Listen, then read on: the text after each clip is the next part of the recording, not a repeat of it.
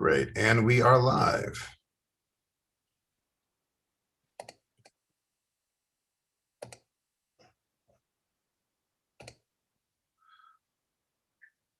Great. And we are live.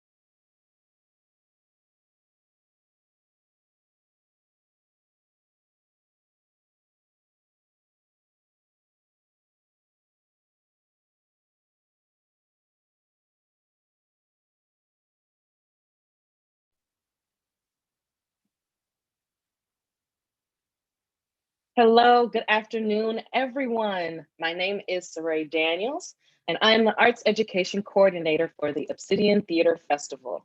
We want to welcome you today to our second week of pipeline programming. We have so many people up in store for you today. We have lots of people representing theater orgs across the country. And I want to right now introduce our CEO of Ghostlight Productions and executive producer of the Obsidian Theater Festival, Mr. John Sloan III. Hi, John. Hey, Saray. Thank you so much. Good morning, good afternoon. Now it's officially afternoon on a Saturday. Yes. I am, I just want to say hello. We are live now on YouTube. We're also live on our website, obsidianfest.org/education. As part of the Obsidian Theater Festival and this our inaugural season, we just know it's really important to make sure that we can continue to build agency in storytelling. And that also looks like building skills and networking for our youth. And so as part of that, we're just thrilled to be here with the Sister Cities program. This is our second week. Things have gone really well so far. We've had some great classes in dance technique and styles, in acting and monologue coaching, some wonderful artist Q&As. And so I'm really excited about today. So every Saturday, when you come and you watch our programming, what we're going to focus on is our career pipeline programming. And so that means connecting you with our students and parents with as many different colleges and college programs, and then producing organizations as possible. The goal is to make sure that you understand, that you and your child understand how to grow a career in the arts. And that looks like a lot of different things. So I am really excited to dive in today with somebody that I know is a colleague and is a friend of mine. And I'm just going to go ahead and dive right in and introduce our first guest of the afternoon. So everybody, this is Courtney Burkett. She's the producing artistic director of the Detroit Public Theater, and was with the Mosaic Youth Theater of Detroit, and has just a long list and history of her accomplishments. She also served as the business manager for University of Detroit Mercy's Theater Company and the managing director for Sierra All-T Players at University of Michigan Go Blue. I don't know if you see that Block M football behind me, but I love all things Michigan. So I'm really thrilled and excited to have you here. She has a BFA from Webster Conservatory of Theater Arts in St. Louis and an MFA from our very own Wayne State University's Hillberry Theater program. So I'm just thrilled and just joyous to introduce Courtney Theater. Hey, Courtney. Hi, thank you so much for having me. And thanks everyone who's spending their Saturday with us, these important issues. So I'm very excited about the Obsidian Theater Festival and having you. Have some questions, right, about how you build a career in the performing arts, and about how you work and how you have some sustainability and some just safety, right, and what that looks like. Can you talk for a minute about your career and how you've gotten to where you are? Yeah, I'd love to. So, I decided very early on that a career in theater was the life for me. And I knew that and was able to identify that really early on. And the shape that has taken has changed many, many times. But I will say I've always been able to make a career in this industry. And I think that's important to know. It's not the career I envisioned when I was 17 years old, but it's definitely, I remain very to my career, able to make a life doing it. So I just want to say that, I think being flexible is really important, and looking at really how you can best be of service and what your skills are. When I was young, I was an actor. I'm still an actor. But when I was young, that was the only path that I understood as what I wanted. And so I went to a conservatory and I studied at Webster Conservatory, which was it helped a lot because first of all, I received excellent training, but we were on the campus of the Repertory Theater of St. Louis. So being around a major regional theater and seeing all of those actors and directors and designers and the whole system of professional regional theater was very important, because I thought theater was New York. I thought theater was Broadway, and it wasn't anything else. So seeing that there was a really robust theater industry in other places in America, which at the time really didn't exist in Detroit, a regional theater on that scale. So seeing that model in St. Louis, I think, informed a lot of my journey. Knowing, that a large regional theater or a regional theater can serve its community and not be in New York and still create really world-class material and share it with their own community. So that was really important to me. I worked in summers. I went to the Texas Shakespeare Festival. So I did an internship there. So that was one of my first, professional theater jobs outside of school. When I finished Webster, I went right to New York, because that's, where I was going. That's what I was trying to do. And pretty quickly was just like, this life is not for me. This, auditioning, hustling thing, it just didn't feel like a good fit early on. And so I came back to Detroit and started directing. So I had opportunities with my old high school and places around the community and started directing. And then I was also at Second City Detroit. So that was a really cool experience. Right away when I moved back, I was like, what can I do in Detroit that is still theater related, that's still connected to that world? And I went in for an audition at Second City and was cast in the touring company. So I got to work with Keegan Michael Key. I got to work with all kinds of really great artists, Naima Funk, Mark Evan Jackson.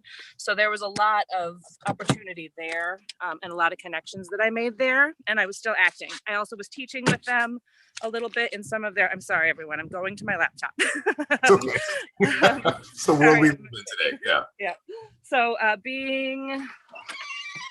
having that opportunity to be with those artists at Second City was super informative. And back when there used to be a Second City Detroit, working in that art form, which was totally new to me. I was not someone who ever thought I'd be an improviser either, but there weren't that many working theaters in Detroit. And so I got a job there and became an improviser. I was funny for a couple of years there. I think you're still funny, so you didn't lose it. No one ever pays me for it anymore, though. So that was great. Then I went to graduate school in New York for a little while at the Actor Studio Drama School. And that didn't last for very long because the program was not a good fit for me, but I was able to make a lot of great connections. And I'm just switching to my different devices. No. But it's interesting because like you, like me, like a lot of other theater professionals, we've had a lot of different jobs inside of the industry, right? And I think sometimes people wonder, well, how am I going to make a living? How do I stay consistent? How do I get from job to job? Can you talk for a second about what it's like to transition, about when you're in a position and you're like, I don't know if this is the right fit? Sometimes I think people have difficulty with coming to that realization, right? And moving on from something where they've trained and worked really hard to get that position. What is that like for you when you're sitting there and you're in a job where you're like, I don't know if this is really what I should be doing? And then how do we like transition into the next role? Yeah, I would say it takes a lot of bravery to admit sometimes, this thing that I've been working towards, this thing that I thought I wanted to do my whole life isn't the right fit for me. So I think being honest with yourself is really important. Being honest, with what you need and what is important. A lot of our decisions are made by necessity. So oftentimes, you need a job, you need work. So you do what you need to do to get the work. Oh geez, what did I do now? Okay. So that is, a big part of it, trying to figure out what the next step is. I ended up going to graduate school at Wayne State, and that I went for arts administration. So I went for theater management, which was, I think that was hard for me to acknowledge. Like I'm not going to study acting. I'm not going to keep on this train. But I was looking at jobs and looking at the industry and looking at where I might want to be and what are the skills that the people I had identified that I really loved directing. So I found another way that I could still be attached to the art and still be creating art and have a different role. But then looking at like artistic directors. And so I looked at positions of what I might want to do and said, what do they have that I don't have yet? And a lot of that was like arts administration education. So I went to the Hillberry and was able to get a master's degree in arts administration. While I was there, I wasn't really creating as a theater artist. So I founded a theater company called Breathe Art Theater Project. And we produced for 7 years in Detroit and in Windsor. So we would go back and forth and celebrate our peaceful international border. I had a lot of Canadian partners there. So through that work, I was able to stay connected to the art, while also learning how to operate a box office, how to pick a season, how to market a season. So I was really looking at different skills there. Then I went to the University of Detroit Mercy when I graduated. and was able to be the business manager there while also teaching theater, while also I directed a show for Breathe Art that we did as a co-production with U of D. And I also performed there. I played Penelope Pennywise in a production of Urinetown. And so while I was there, I was able to do a lot, get a full-time job, have benefits, but still be connected to my art and still be doing Breathe Art and still be doing other things. Then I went to U of M, which was super different than anything I had really done before. But it was applied theater. So it was a whole nother way of using theater. And it wasn't really for audiences. It wasn't really public performances. It was using theater and professional artists to create dialogues around issues that faculties needed to discuss and didn't have the tools to discuss any other way. So it was very interesting work, informed a lot of what I do in some of the education programs that we try to develop with DPT. But it was just a whole new thing, and it was a very non-theatrical environment. It was very academic. It was very almost corporate in a way, because we were working with a lot of other institutions and selling the program to people. So yeah, I think there's a lot of pivoting in this world, a lot of pivoting in the theater arts, and I feel really lucky. And also, there's been a tremendous amount of privilege that has allowed me some of these opportunities. So I just want to acknowledge that. But I think you got to stay flexible, and you got to look around and see what's needed. What do you need in your life? What does your community need? And how can you make those two things come together? Yeah, I don't know if I actually told you this, but I worked with CRLT at U of M like way back, because this is when I was an undergrad. So this would have been 2004. Wow. Yeah, like right when was Jeffrey there then? Were you with Jeffrey? Jeffrey yes. was still there then. Absolutely. So I worked with Jeffrey. Yeah, I was there for 2 years, I think, and I worked with Jeffrey the whole time.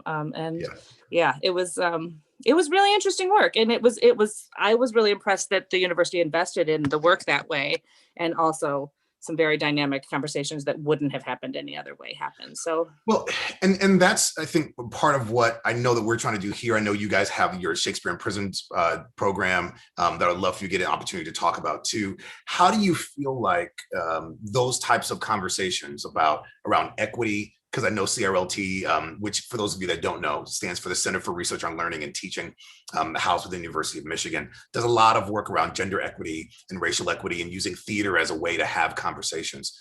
What do you feel like is the role of the performing arts in theater in that kind? Oh, there you are. We got two Courtneys now.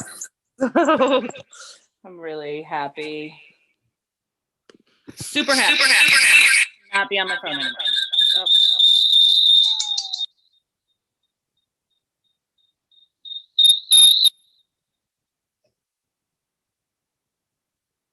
So as Courtney's getting her technology situated, if you are watching us on the Obsidian Theater Festival website, that's obsidianfest.org/education. We are here with our Saturday programming for our career pipeline educational series with our Sister Cities program. And we've had the privilege of connecting with cities from across the country. And today we are talking to one of the producing artistic directors from Detroit Public Theater, Ms. Courtney Burkett. Courtney, you got your laptop? I'm all set. Sorry about me. That's okay. That's all right. Yeah. Well, we were just talking about some work that we actually both shared in the same company at different time periods, and about the ways that we as theater artists can use what we do, and theater specifically as a medium, to have really difficult conversations, right? To make sure the audience can see themselves in the world, that we can reflect back the world to them. Can you talk for a minute about how you find that in your work and how you see that with Detroit Public Theater? Yeah, I do believe that theater has the power to change the world. It certainly has the power to change people's minds and their perception of themselves in the world. And it provides a unique perspective. And I think at CRLT, this was done really well. Jeffrey Steiger, I think, actually really developed some great tools and techniques to specifically there where we were performing for faculty audiences often, and faculty audiences who were in rooms with their peers and talking about issues. These were mostly issues related to diversity and inclusion, and they were able to talk about them without talking about each other. They were able to talk about them without talking about themselves. They were able to talk about these issues by talking about the characters and the imaginary circumstances that the characters were living in. And so Jeffrey would create scenes that might happen in the actual faculty meetings, but they weren't the actual faculty meetings. They weren't, right. no one was being called out. We were, speaking hypothetically. And so in that scenario, they were really able to talk about what they saw, what they heard, what was useful, what was not useful, and be able to take that into their real life without feeling like they were either in danger or putting someone else in an uncomfortable position. So it allows you to understand yourself better by seeing an imaginary character experiencing something. And that, I think, has tremendous value. Our Shakespeare in Prison program at Detroit Public Theater has changed a lot of lives. I think that it allows studying Shakespeare, reading Shakespeare, performing Shakespeare in front of peers in a prison environment has been transformational for the participants. And they're able to, they often are connecting to the work, connecting to those words, surprised by what they're able to accomplish, surprised by the parallels between what they hear in these plays and then can see in themselves and can understand in themselves, how studying and performing Shakespeare leads to a deeper understanding of who they are, and how it transforms their own perception of who they are. Was that, and in this too, if you could talk about how you started and were one of the founders for Detroit Public Theater, but I'm wondering, when you started DPT, was the Shakespeare in Prisons program something that you knew you wanted to do? Was that a foundational piece, or how did that grow as part of your programming? Yeah, so Shakespeare in Prison was founded by Franny Shepherd Bates and her company, Magenta Draft. So it is actually, the Shakespeare in Prison program predates Detroit Public Theater by 2 years. Got it. So she was already in the prisons and working and doing really tremendous work. And at the time that we were founding Detroit Public Theater, Magenta Draft was closing. And so Franny was trying to look at a way to keep the Shakespeare in Prison program alive while closing Magenta Draft as an entity. And so we were opening Detroit Public Theater and said, come under our wing and come and be a part of this organization, and continue the work that you're doing. So it was already formed, it was already moving, and we were able to bring it, have that as our flagship community program, and bring in Franny and the artists that she had been working with. So that was how. Yeah. That's fantastic. So talk to us about DPT for somebody that might be watching from Atlanta or Birmingham or Washington, D.C., or even in Detroit and just doesn't really know a whole lot about your theater company. Tell us about who you are and what kind of work you produce. Absolutely. So we're in Detroit. So we're a small professional theater company. We are in Midtown Detroit. So it was important to us that the work be in the cultural center of the city. We wanted to stay with the big institutions, with the DIA, with the DSO, with the Opera House, because we felt like there was a kind of a cultural pillar missing in the landscape here in Detroit. And there wasn't a regional theater that was home for theater, for world-class theater in Detroit. So we wanted to create an opportunity for Detroit artists, for Detroit artists who live here, and for people who are working nationally. So we wanted to create opportunities. There's a lot of great artists who are out in the world who are from here. So creating opportunities for artists to come home and have a place to work where they can, be paid. It was important to us from the beginning that we were an equity theater and a professional theater, and that artists are compensated for the work that they do with us. We just kind of going back to the founding. So I was working with Mosaic, which shout out to Mosaic. Mosaic Youth Theater was an incredible program, is an incredible program. And I loved the work I did there. I loved the students I worked with. I was not looking for another job. I was very happy in my position as director of theater programs there, directing shows at the DIA, working with young people, connecting them to college programs. Many of them, have now graduated from Juilliard and U of M and, all kinds of great programs. So I'm really proud of the work that I was able to do there. But I met Sarah Winkler, who became my partner, and she and I started talking about projects we could do and things we could do, outside of my regular job. And then at a certain point said, well, let's build something bigger. Let's build something, instead of just doing a project, let's build an organization. Sarah Claire Corporandi, I actually knew from Wayne State. She was in graduate school with me. And so we brought her on as an advisor at first to help us figure out how to build the budgets. And then I said, why don't you just come back to Detroit and do it with us? And so she did. And the other person who's been standing beside us and building this theater from the very beginning, and who's recently become our executive artistic producer, is Dominique Morisso. So Dominique, from before the time before the company was founded, has been really integral in looking at how we can build this theater and how we can serve this Detroit community, the whole Detroit community, because we are 3 white women.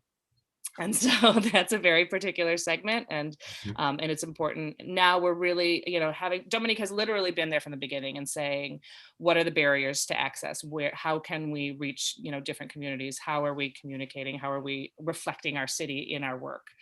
So she's been doing that from the beginning, but now she has an official leadership role within the company. She's been on our board. She's been an advisor. She's been on the board since the board was formed. She's been an advisor, but now she's a member of the leadership team. So that's been really exciting. And having an artist of her caliber and also of her passion for this city, obviously the city is represented in her work really beautifully. And we have been able to produce her entire Detroit cycle and bring that home to Detroit, which was really important to her. And I think important to the city, because this work's being produced all over the country and it hadn't had a place here. So bringing that home, she's created a lot of partnerships and a lot of support for the company. Just making sure that her work is done correctly, I think, is how it started. She really wanted to take care of her work, and in doing that, lifted up this company, and I hope lifted up the arts community at large here in Detroit. Absolutely. I'm actually glad you brought that up, right? The fact that you were 3 white women and now working with Dominique in the city of Detroit. Part of the reason that it was important for us to have you on is because I firmly believe that when we look at equity and creating equity and using theater towards those social justice ends, there are 2 distinct levers to pull, right? And people have this conversation. It's a conversation about building out your own space as a BIPOC artist, and then working within PWIs and probably white institutions or white-led organizations to create more equity and balance. And I know that's something that, between talking to you and both of the Sarahs, is really important to how you attack your work, and not just through working with Dominique, but living in the city of Detroit and working with a whole lot of artists of color. Can you talk for a minute about what it's been like as a white producing AD in the moment that we just came out of over last summer, and the kind of, because I know you personally, I know that there have been other theater companies that started clamoring for Black artists and looking for Black artists. And I know that you didn't have to do that because that's something that DPT had already been doing, but prior to their work. Was this moment interesting, being a producing AD in this current environment?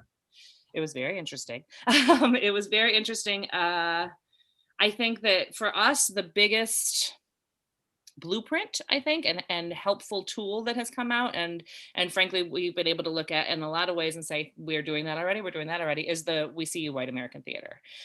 That is just, I think, a gift to ADs everywhere, and any AD who feels threatened by it or who is afraid of it, I think you've got a problem in the world we're living in. And so it's been that the movement has been exciting to watch. We don't do everything right at Detroit Public Theater, so it's really helpful to look at and see it and say, where are we lacking? Where aren't we doing what is being asked of us by the artists that we respect and love? Because when you look at the signatories on We See You White American Theater, you see a lot of people who have worked at Detroit Public Theater, who have been among our ranks, and we are a PWI. We haven't, I don't think our art is, I don't think our work is, but we certainly have been a white-led institution. And when we were producing within the DSO, I think that there were a lot of barriers to entrance, particularly. Just I think that there's a reckoning and an accountability and a call for accountability. And I feel pretty good about where we're positioned, but I know there's a lot of work still to be done, particularly producing in Detroit. It's different than producing in any other city. We are a Black city, and so it's very important to have Black leadership in a Black city, and to have the work reflecting the people who live in your city. So we're looking to the We See You White American Theater as a guide, and I think it's a gift, and I think it's really helpful, and I encourage everyone to read it, because it's intense and it's good. It's good stuff, and it says things out loud that people haven't said out loud before, I think, in many institutions. And if you're watching and you're not familiar with what Courtney is talking about, We See You White American Theater, you can go to the website, weseeyouwat.org, and read the full kind of treatise that was written to PWI, predominantly white institution theaters. I realize I use a lot of acronyms, so if you don't know what I'm talking about, that's what it is. So we only have a few more minutes left, Courtney, and then we're going to go on to our next guest for the afternoon. But if people want to get involved, if there's a current college graduate or soon to be college graduate that's saying, I want to get plugged in, do you accept play submissions? Like, are you currently hiring? Like, what do they do? Where do they go to learn more about how to get involved with DPT? Great. Thank you for asking. DPT is I feel like we're going to be in a really great position when we come out of this pandemic. And I feel really lucky to be in the position that we're in. And we have a responsibility to include as many people in what we're doing. And we're excited about that. We're not producing at this moment, but we will be producing in the future. DPT is going to come back very strong. We will be hiring. We have a couple different positions that we'll be hiring for: a general manager, a community relations person, and facilities management. So there's actually 3 positions that will be coming up within the next year, I'd say. So those are mostly administrative type tasks, but you're working within the theater. We will be casting. We put our casting calls out on all the kind of on the equity website. We put them on our website. We put them on Encore Michigan, and we'll continue to look at making sure that we're using as many equitable means to get information about our auditions out. You can follow us on social media always. We, in addition to hiring actors, we're always hiring designers. The designer pool is really important to us. So we bring those in from out of town, and we also bring them locally. So we hire lighting designers, costume designers, sound designers, projections designers, all kinds of stage managers. So there's a whole production team that are positions that we bring in for every show. So we build a production team around every show. There's not one that just stays with us all the time. Each has a different. And then also directors in positions with those. So there are administrative opportunities. There are opportunities for artists going forward. And we do accept play submissions, and we would love to hear from you. So if there's something, a way that you want to get involved, we'd love to hear more about that. So please reach out. Fantastic. And that actually makes me think, in our 5th week, or actually in 2 weeks, we're going to have a Backstage and Beyond panel featuring Karen Ford and Lisa Dawn Cave, 2 members of Black Theater United, talking about a lot of the careers that you just heard Courtney Burkett from Detroit Public Theater talking about. So Courtney, thank you so much for joining us this afternoon. As always, it's great to be able to talk to you. And for those of you at home, if you're watching either live on our YouTube or Facebook, or on our website at obsidianfest.org/education, or if you're watching the recording, please go ahead and look up Detroit Public Theater. They're doing some amazing work. So thanks, Courtney. Thank you so much. Thanks for having me. Of course. So up next, I'm going to reintroduce our arts education coordinator, Mrs. Saray Daniels. Mrs. Daniels, I like to surround myself with people that are smarter than me, and she is a wonderful arts educator, and really helps us at Obsidian Fest and at Ghostlight Productions make sure that we are tying together all these different threads, right? So everything you just heard from Courtney, everything you're about to hear from our next guest this afternoon, Saray helps us kind of make sure we can put those in bites and chunks that you as a student or you as a teacher can understand and digest. And so Saray, you've got it for the next half hour. Who do we have coming up? Thank you so much, John. I appreciate you. You're so flattering. Look at you. But yeah, we're in Detroit now. We just took a trip to Detroit Public Theater. We're going to head down I-75 south all the way to Atlanta, Georgia. And we're going to welcome to the stage Mr. Jamil Jude. He is the artistic director of the True Colors Theater Company. And I just want to welcome you here with us today, Jamil. Plus, I love your glasses. Welcome. Thanks, Mr. Ray. How are you doing? I'm doing so well. Thank you. So, you're here. We've been talking back and forth. You've been so kind and patient with us. We're just so glad to have you. Could you tell us a little bit about your career in theater? How did you end up as the artistic director at True Colors? And thanks for having me. Really great to be talking to you all and talking to everybody here in this virtual world as we all kind of settle in now about a year into this thing. I have been doing, practicing theater professionally for close to 13 years now. I got my start as a producing and casting fellow at Arena Stage in Washington, D.C. And I was really naive at that point. I left college finding theater in college. I started out as a football player in college and kind of backed my way into it, being injured, often injured. I had a lot of free time on my hands. And I started to play and started writing plays, producing plays, all from a Black and brown perspective. I don't think I realized, and we didn't have the terminology like BIPOC, but we recognized that at a predominantly white institution like the one at the university, that our stories weren't being represented by the mainstream theater department.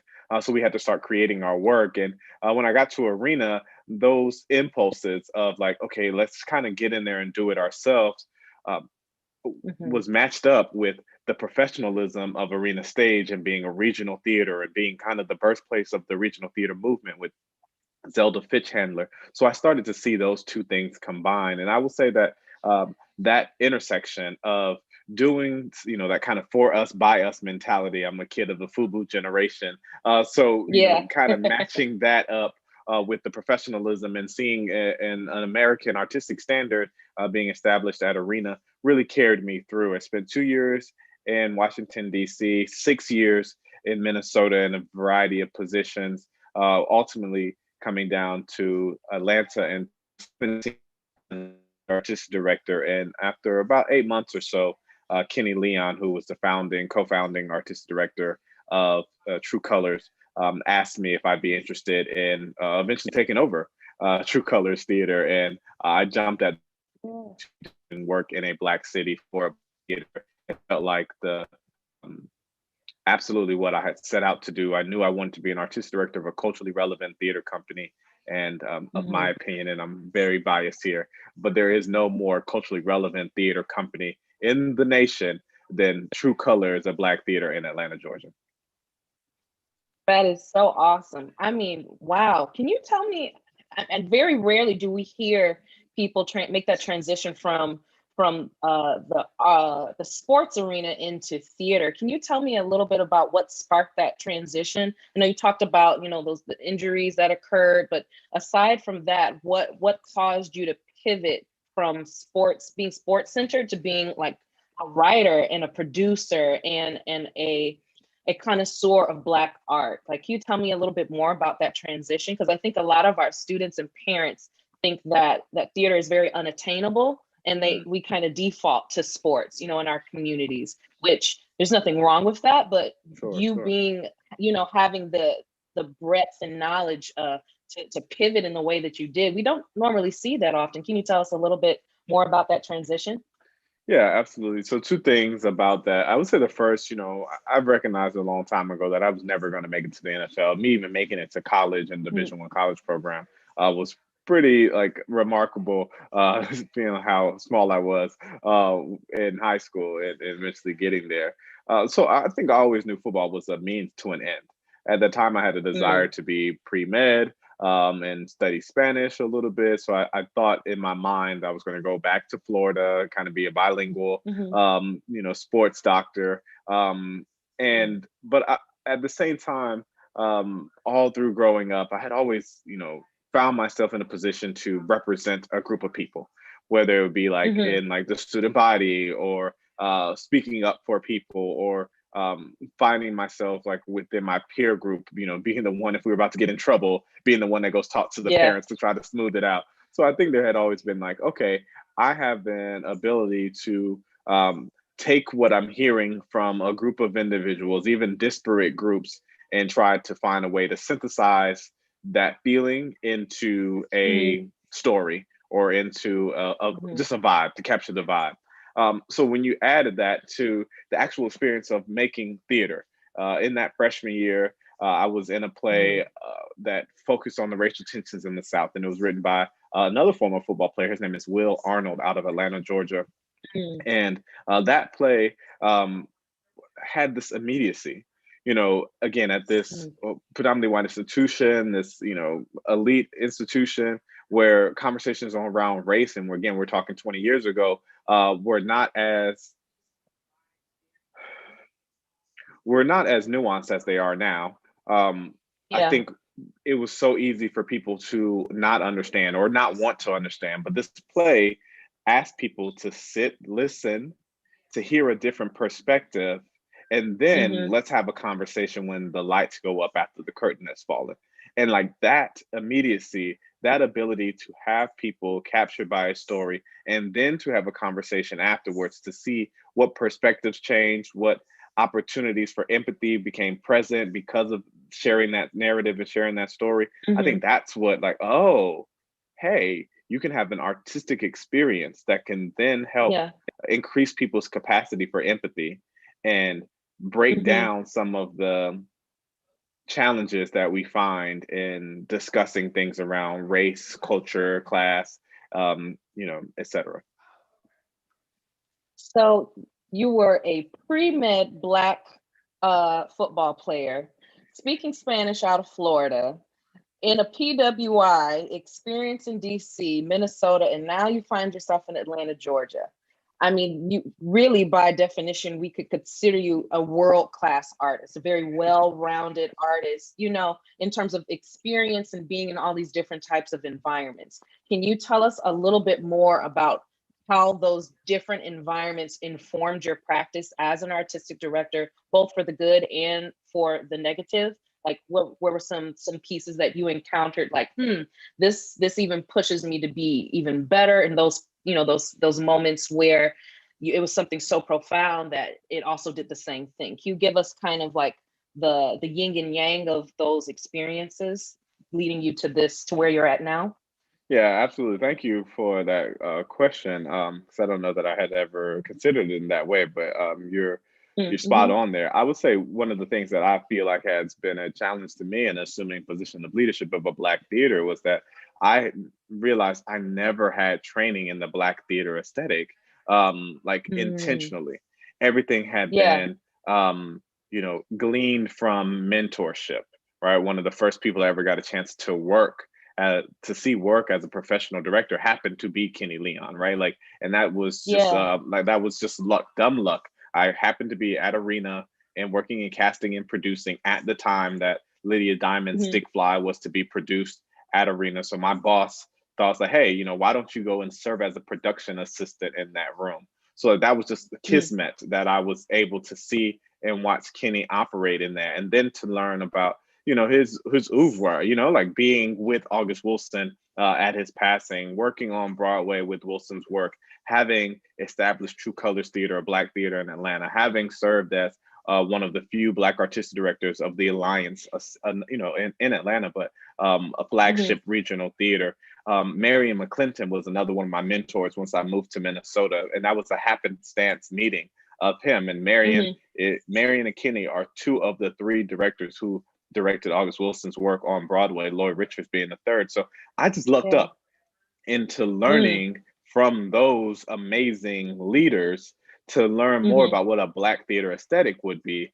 Because I think, not really being a theater major until my junior year, senior year, I think I lost Mm-hmm. out on some of the theater education stuff. So I came to the professional world as a novice in the theater world, but very, very Mm-hmm. far behind on the Black theater world. I think where Mm-hmm. my inquiry, my desire for like well-rounded knowledge and things like that have paid off is that in the new play producing world, right? So I often Mm-hmm. found, again, at Arena, I came at the right time where we were really big into new play producing. And there was a Mm-hmm. program at Arena at the time called the American Voices New Play Institute, where we were identifying playwrights like Katori Hall and Lisa Crone and Lynn Nottage and Mm-hmm. Charles Randolph Wright.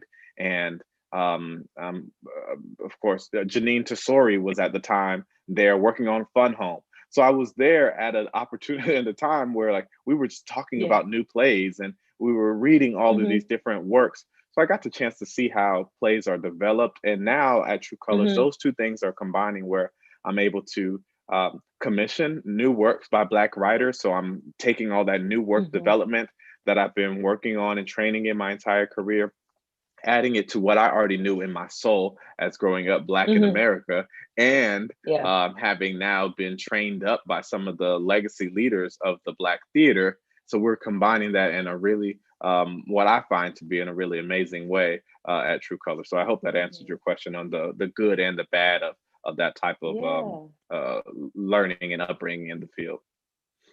Yeah, no, that does. Thank you for that. I'm just it's really rare to come across a young Black man with such a diversity of experiences, particularly in location. So I would just appreciate you sharing all of that experience. You talked a lot about kind of lucking up, on this opportunity to delve deeper into the arts, and it opened up this new world. Can you tell me a little bit about what True Colors does intentionally to bring BIPOC people and Black people in particular in the Atlanta area and beyond to get involved in the arts, whether it be youth or adults, or tell me about that work that you do as an organization intentionally to make sure you're connecting those dots for people who may not necessarily know that theater is even an option for them. Yeah, I'll kind of start from the beginning and then work our way up to how we serve adults. So we have an amazing education program led by our education director. Her name is Nikki Toombs. And Nikki has created these dynamic programs. The first one we call our Page to the Stage program, and that's for third graders, but really elementary education. Think about elementary education, Nice. and it is a literacy program where these mostly are Black and brown kids are taking a book that they've been studying in class, and then we try to find a way, okay, how do we take this book and make a stage version of it, right? So we encourage literacy in that way, and getting them to see that, book learning doesn't just have to be about, what you read on a page, but that, when you take that extra step of inventing and creating, and then, okay, this is what it says, but what does that make you do with your imagination? And you put that on stage, it increases kids' confidence levels to see themselves starring in a play, being in control of their own narrative. The Page to the Stage program, man, I love going to the final presentations because it really turns into a community event. Their parents, their teachers, everyone, it gets the chance to see the kids in a different way, right? Like you just thought it was like, okay, hey, here's little Daryl who's been, just kind of like, my kid, or like I see him walking in the hallways, but now Daryl is the star of a show, and he has a funny voice, and he's, his timing is great. And even as a parent, you see your kid in a different way. And I think that has a lot of value to people. So, so that's the elementary program. In the middle school program, we have a thing called Act Like a Lady. And it's a mentorship program for young girls in middle school. What we find is that the studies show us that in middle school is a really important age range for young women, especially young Black girls, because often that's where self-confidence is really shaped and defined. And being able to present these young women with models from the cultural communities, be it art, theater, dance, we bring in politicians to come and just talk to and mentor. And then they go to cultural events. They'll go to a museum. They'll go to a play. Whenever Alvin Ailey comes to town, we'll take them to Alvin Ailey. So we're just surrounding them by, potential role models to say like, hey, you have all the things that you need. Here are more avenues and opportunities so you can be exposed to the breadth and depth of possibility, as opposed to being told by social media, by families, by communities, who you are and what you should be. We're trying to expose them to the world of possibility that's out there, and now giving you the confidence to go out and seek any of those paths. The final program that I'll talk about in our education program is our high school program, and we administer the August Wilson monologue competition at True Colors. We started it back in 2007, and it started just in Atlanta, and now we're in 19 cities across the country where high school students from 9th and 12th grade have an opportunity to learn the August Wilson monologue between 1 and 3 minutes, and then they compete inside their regions for a chance to go to New York, see Broadway shows, speak with Broadway artists, speak with Wilsonian soldiers, get a chance to meet folks, and then compete on the August Wilson stage in New York for a chance to win scholarship money. For those of you all who are on Netflix, that we just released a documentary about the program called Giving Voice. So I encourage people to go check that out if they want to learn more about the program. But it's really one of our signature programs. It's an amazing opportunity to see these kids, again, grow into themselves through the words of August Wilson, one of our greatest American griots. So that's our education program. College kids, for college students, we have our internship programs. And while our internship programs are unpaid, we're a small theater company, so you're going to get tons of experience. And then we often hire back those interns for our entry level positions. We have a paid program called our Four Directions Apprentice program, where you are getting paid to do that same kind of work, but we put more responsibility on you. And we engage our adult patrons through our main stage programming. Now we're doing a lot of more digital work and things like that. So I do feel like True Colors, we are trying to allow people to see our work at the intersection of civic engagement and artistic excellence in a variety of ways. So the reason why I paused is because I literally got goosebumps when you said the magic word for me, which was literacy. So I too am an educator. I have been an English teacher for almost 10 years now, and I've taught both middle school and lower elementary English. And so everything that you were speaking about resonated so deeply with me, because the opportunity, you spoke about it, the opportunity is immediately there, right? To marry the arts and literacy, and making sure that our children are not just getting the artistic opportunity to express themselves, but are also getting that assistance and extra support in their literacy skills, which of course we all know is going to help inform their career choices, their career opportunities, their the options that become available to them, just because we've increased, their literacy level by 2-3 RIT scores, And so I think it's so amazing to hear about an educational program within the True Colors organization. We know theater orgs, do this a lot of the times, but you laying that out so meticulously, I think is just a really phenomenal way to engage in civic engagement, and to be committed to the community that you're in. Can you tell me a little bit about how being in Atlanta proper, like why was it important for you, or how did it become important for you to do what you do in Atlanta, Georgia specifically? Like, what is it about Atlanta that makes it possible to be able to do all the things that you guys have been doing? What's that special sauce that Atlanta has that you would like other people to know about, that maybe they don't know about?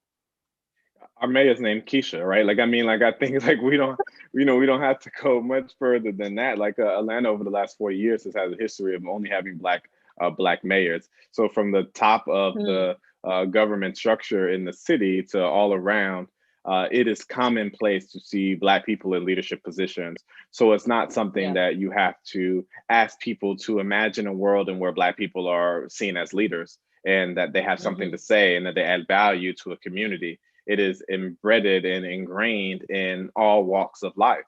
And I think that's what changes it. So when I have something to say inside of a art meeting, or if I get to meet with a political leader, it is not like, okay, I'm actually being not trying to be cliche, but of course, MLK is from Atlanta.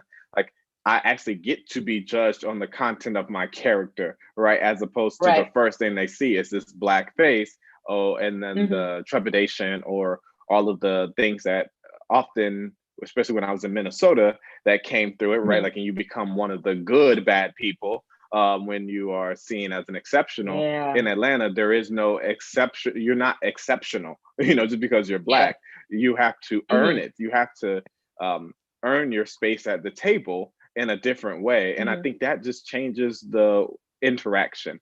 I find that to be extremely comforting, but also I appreciate the challenge that we can't just go up and put some, I was going to curse, but young people listen. You can't just go put up some crap on stage and have people go flock to it because they are so hungry and starving for Black work. It's like, no, this is an extremely discerning audience that has, our audience members, our 50, 60, 70-year-old audience members are looking at us like, listen, I've been looking at Black theater in this city for 50 years. You got to come with it. And they let you know if you haven't met that standard. And I appreciate being the artistic director of a theater company where people are going to hold me to a standard that True Colors has established over our 18 years, that we want to continue to surpass because we have a community who is hungry for the work.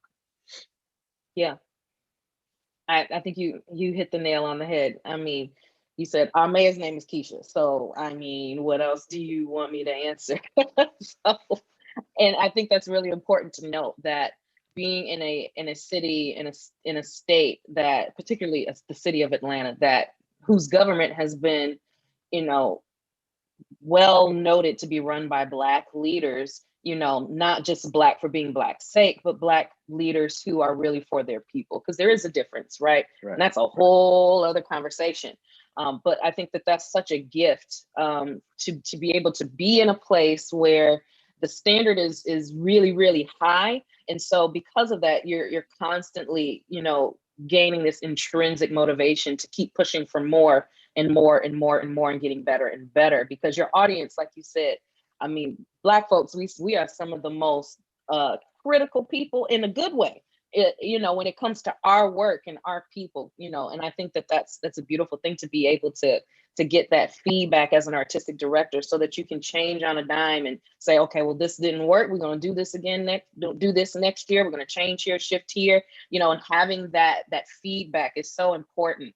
Can you tell us a little bit about a time where True Colors met a interestingly high challenge, where you may have thought like, well, I don't know how we're going to do this, but somehow you pulled it out, you pulled it together? Was there a moment in time where True Colors was like, we've done some stuff, but this challenge, we don't know how to do it, but somehow we kind of humped over it?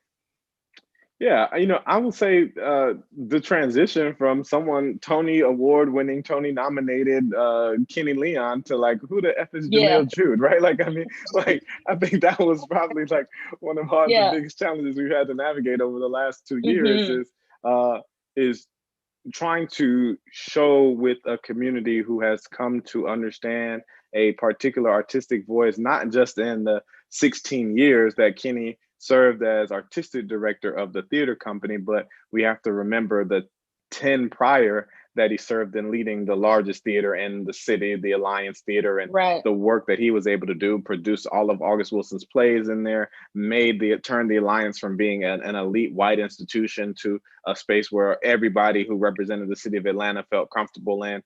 So the man has literally big shoes to fill. And I think there was a lot of fear and trepidation on what does that mean.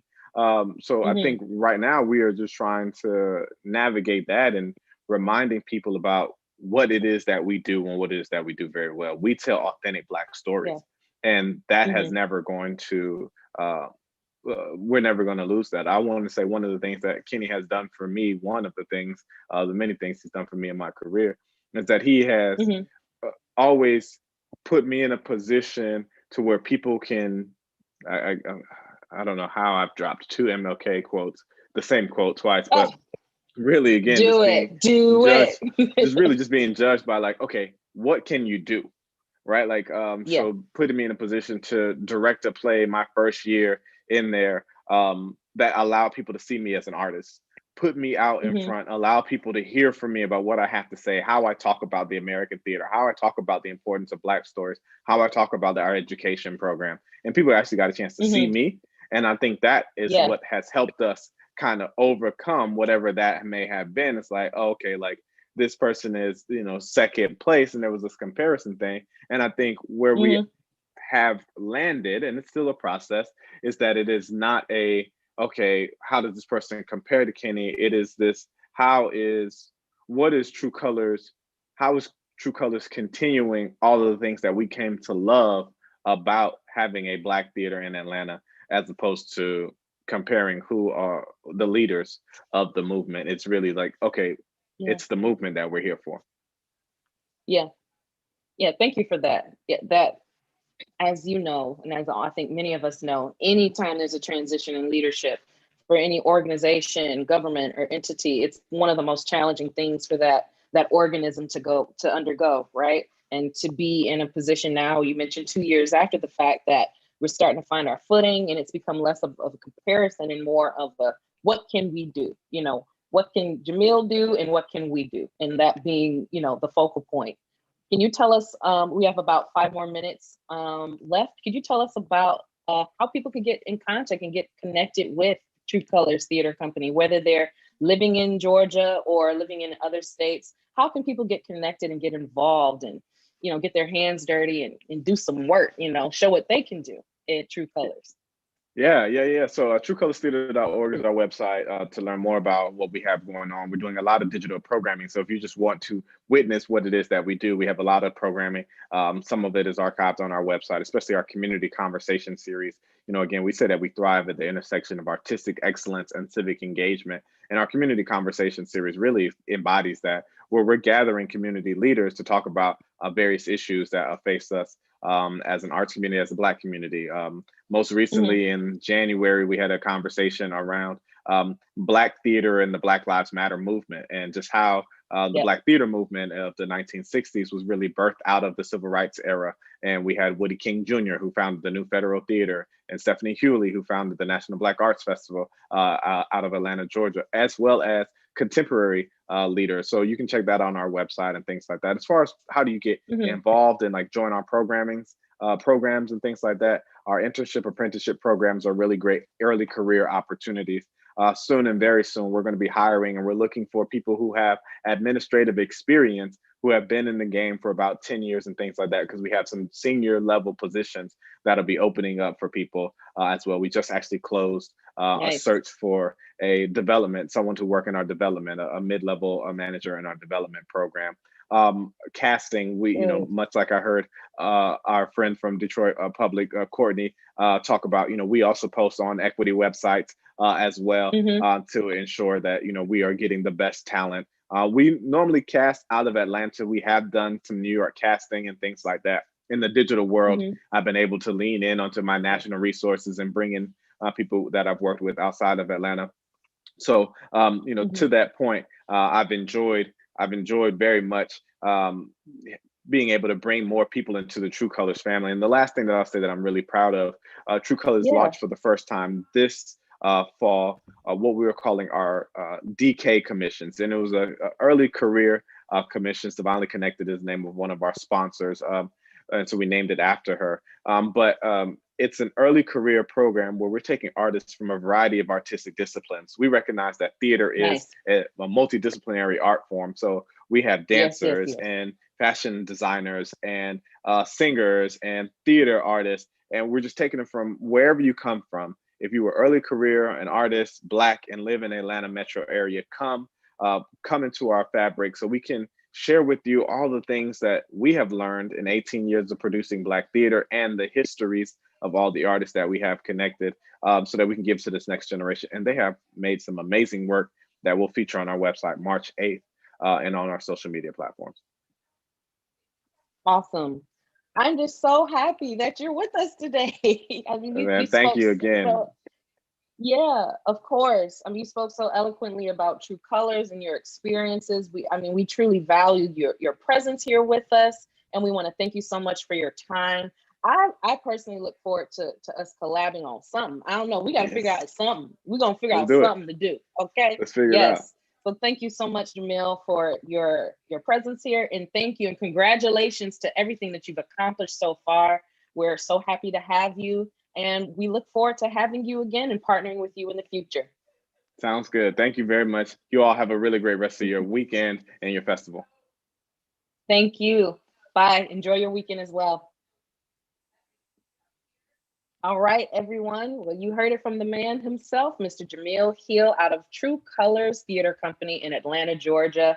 And we're going to welcome back our executive producer, John Sloan, who will be introducing our next guest of the day. Hello, John. Hey, Saray. For those of you that have been watching, don't know, I actually did do a costume change in the middle. That did happen.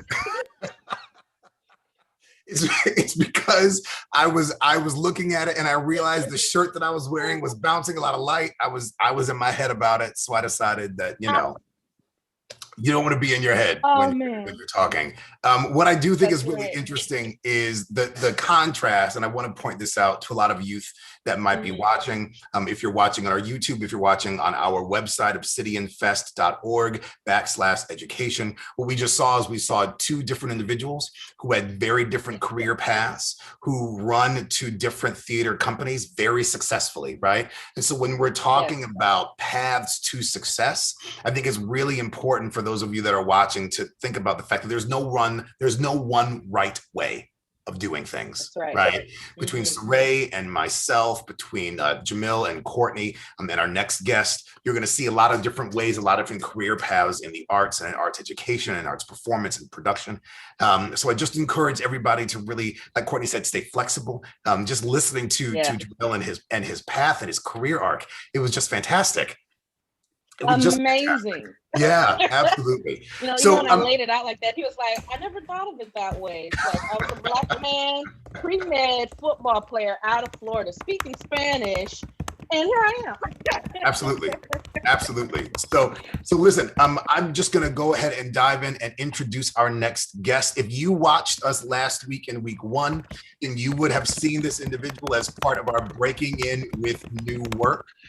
This is Daniel J. Watts. He is an amazing artist, musician, singer. He's a BFA graduate of Elon University's musical theater program, and has appeared in over 9 Broadway shows, including Tina, the Broadway hit musical, where he received a Tony Award in 2020, and an Outer Critics Circle Award winner for that same show. His TV credits include season 3 of The Marvelous Mrs. Maisel, seasons 1 and 2 of The Last OG, Blind Spot, Vinyl, Boardwalk Empire, The Night of, Blue Bloods. The list goes on and on, fam. He is starred off Broadway as a title character in Susan Laurie Park's Death of the Last Black Man in the Entire World. And he's also the founder of the Jam, which is a show that I really am interested in talking about. And we're going to go ahead and try to bring Daniel on up. Daniel, are you here? Can you see me, brother?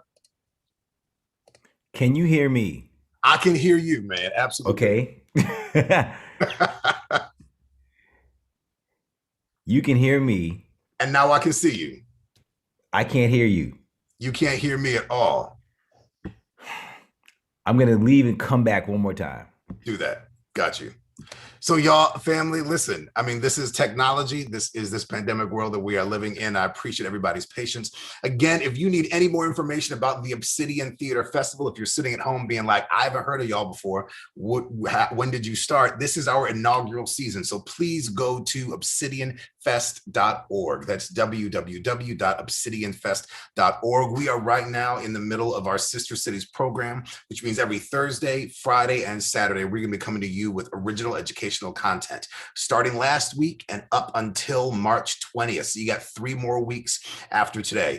You can also go to our website, go to our YouTube, go to our Vimeo, and catch any of the previous footage you've seen from that you might have missed from last week. We have master classes every Friday in acting, monologue coaching, song performance, dance technique, and dance styles. There's something for everyone. A panel discussion series called Barriers to Entry, where we sit and consider the different nuances that might be barriers to people getting involved, and our featured Q&A session with Mr. Daniel J. Watts, who I see is just popping up, but he's shaking his head disgruntled. Daniel, can you hear me at all, brother? You can hear me, can't you? Yes, sir, I can. I can't hear you. Okay. You can't hear me. Okay, we're going to try something else.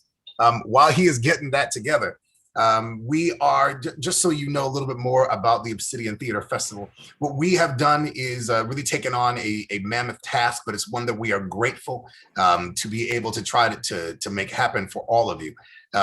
We are shooting, recording, rehearsing 6 new original pieces, and all those pieces will premiere March 25th, 26th, and 27th.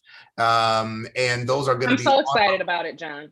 Oh, thank you, Saray. I mean, listen, we've got new work that is just really, really phenomenal as we're looking at how to present this work to you. We filmed everything. We did everything COVID safe, which for all of you theater professionals out there, I know you can imagine it might have been a difficult task for us to figure out, but we are here. We're ready to go. And over those 3 days in March, we're going to be producing those 6 original shows for you live on our platform here at obsidianfest.org. So we are just really, really thrilled and happy to be able to do that and do that work and get everything running. My name is John Sloan. I am the producing artistic director for the Obsidian Theater Festival. We have Saray Daniels, our arts education coordinator. Saray, say hello again. Hello, everyone. So happy to be here and welcome for joining us. Thank you for joining us, rather. Yeah, absolutely. And we are waiting just for 1 minute to be joined by our panelist, Daniel J. Watts. Daniel, let us know when you're getting yourself together. I know you can hear me. I can hear you through. Can you hear me through this? Yes, sir. Is yes, it okay? Sir. Is the quality okay? The quality's great. All right. This is what we're doing today. I'm sorry about that. Don't worry about it, man. Don't worry about it. Listen, it's really interesting to think about how our careers have shifted and how work has shifted over the past year, right? And so I'm just thrilled to get an opportunity to get to talk to you. I know, you had a wonderful conversation last week with our associate artistic director, Alexis Sims, and Douglas Lyons, talking about the journeys of breaking into new work. But this series is really about being able to talk to individual artists and giving students and youth an opportunity to see somebody that looks like them, that might have come from a similar background, and that has reached heights in this career, right? And you have definitely touched some of those heights, my brother. So I appreciate that's cool. you. Yeah. Can you just do us a favor and talk a little bit about how you got into this? Like, what was it for you that made you want to pursue theater as a career in the first place? I don't know. It's one of those things where I feel like at some point it chose me, and I just I came along for the ride. Like my mom kind of saw it first. There's a story that I had an aunt that had a hat rack. Okay. And then I guess I was like 7 or 8, I used to take the different hats off the hat rack and pretend to be different people. So my mom noticed that there was a thing going on. And then around 8th grade, she suggested I audition for a play. And the play it's called The Second City. It was a community theater play in Charlotte, North Carolina. And it was about this small community in Charlotte that was nicknamed Brooklyn, because so many people had migrated there from Brooklyn around the turn of the 20th century. And it was less of a play in the traditional sense. It was more like informational, like I played Boy One, and Boy One would deliver certain information about the people that lived in this town. But what was really great is that it was historical for me. So that's what theater became for me. It was like this history lesson, this opportunity to learn about myself, learn about the history of where I came from, the people that looked like me, other than very different from what I was getting in school. It didn't have this kind of feel to it. So that's what I really enjoyed about it. And then over time, I realized there is this kind of theater, and that can be fun too. Yep. But for the most part, it was that. So I started dancing. I started dancing around when I was 15, tap dancing. And even that kind of took me onto a different path into like Stormy Weather and Bill Bojangles Robinson and Cab Calloway, and I was like, who are these Fats Waller? Like I was getting this historical information about these different artists, these musicians, dancers, actors, and that was the bug that bit me. I used to watch Stormy Weather every day for like a month and a half. Like every night before I went to bed, I would pop in Stormy Weather, and the Nicholas Brothers. That kind of like gave me like the roots of what it is that I wanted to do. And then I went to college at Elon College in North Carolina, learn more about theater itself, about storytelling itself.